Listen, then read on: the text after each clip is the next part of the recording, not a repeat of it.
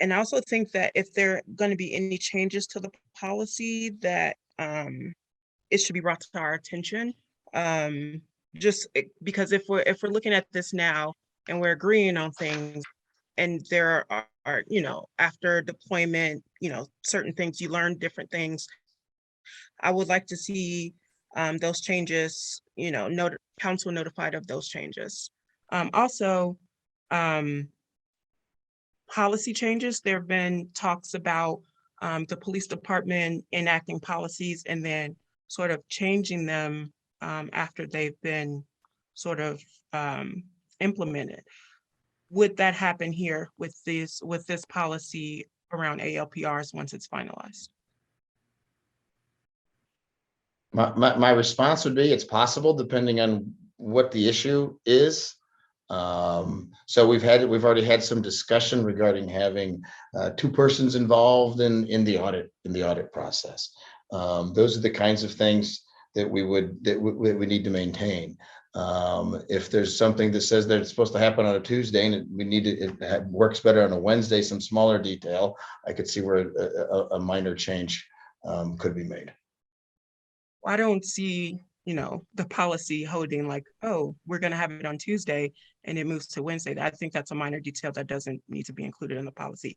I'm thinking, big picture items like if there's changes in the oversight of it, where you change the person who does the audit from someone, outside of the police department to someone inside. Those are the major changes that I think that perhaps should be brought back to council before implementing or changing.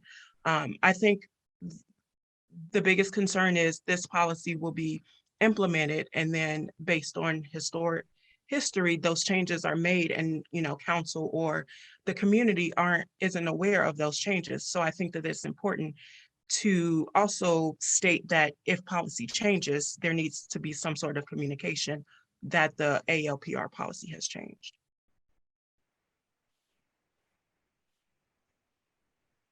Is that a question or? Okay, I guess it's just a comment or a recommendation. Thank you. That's all for now. And I relinquish the chair back to Chandra. Gersi, you had a question?